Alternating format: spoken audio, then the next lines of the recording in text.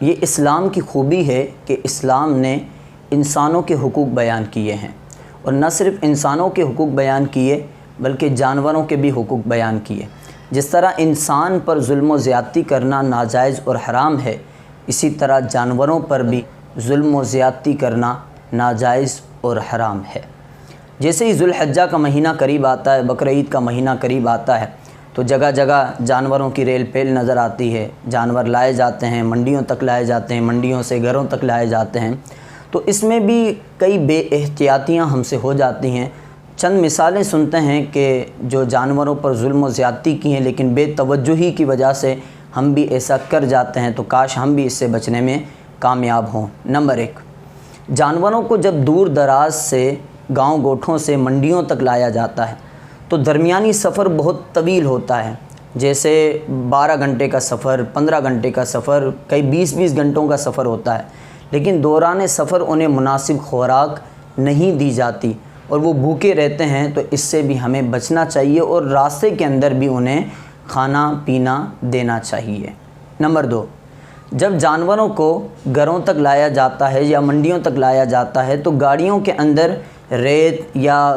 بھوسا وغیرہ یہ نہیں ڈالتے کہ جس کی وجہ سے جانور خود اپنی گندگی میں پھسلتے رہتے ہیں اور انہیں تکلیف ہوتی ہے، اور اس طرح ان کی ہڈی ٹوٹنے کا بھی اندیشہ رہتا ہے۔ اسی طرح بلا ضرورت تماشے کے لیے جانور کو لانا لے جانا، اور اسی طرح جب منڈی سے گھر لاتے ہیں تو اس میں بھی شور شرابہ کرنا، اور اس طرح وہ جانور گھبرا جاتا ہے، جب بھاگتا ہے تو کئیوں کو زخمی بھی کرتا ہے۔ اسی طرح جب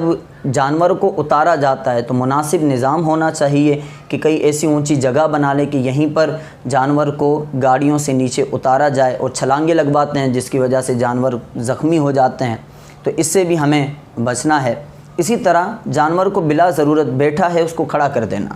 یعنی ضرورت ہو تو آپ کھڑا کریں، ورنہ اس کو بلا ضرورت ٹھوکر مار کر اس طرح کھڑا نہیں کرنا چاہیے۔ اسی طرح جانور گھمانے کے نام سے بچوں کے ہاتھ میں جانور دے دیتے ہیں اور وہ بچوں کو نقصان بھی پہنچا سکتا ہے، اس سے بھی ہمیں کچھ نہ کچھ احتیاط کرنی چاہیے۔ اسی طرح گھمانے کے نام پر جب وہ جانور نہیں چلتا تو اس کی دم مروڑی جاتی ہے، اس کا کان مروڑا جاتا ہے، اس سے بھی اس کو تکلیف ہوتی ہے، اس سے بھی ہمیں بچنا چاہیے اور ایک مناسب طریقے سے ہی جانور کو گھمانا چاہیے۔ اسی طرح جب ذبح کرتے ہیں اور بعض اوقات پیٹ میں رسی ڈال کر گراتے ہیں، بعض اوقات گردن کو موڑ دیتے ہیں، گردن کی ہڈی ٹوٹ جاتی ہے، اس سے بچنا چاہیے۔ جانور کو گرا دیا، اب اس کو قبلے کی سمت کرنے کے لیے اس کو پتھریلی زمین پر اس کو گھسیٹتے ہیں، اس سے بھی اس کو تکلیف ہوتی ہے، اس سے بھی بچنا چاہیے۔ جانور کو ذبح کر دیا اور اس کے بعد اس کو ٹھنڈا ہونے سے پہلے ہی اس پر چھریاں چلانا، تو اس سے بھی ہمیں بچنا چاہیے۔ ہم اللہ کی رضا کے لیے یہ قربانی کرنے جا رہے ہیں، کہیں ایسا نہ ہو کہ اسی کے اندر ہم گناہگار ہو رہے ہیں۔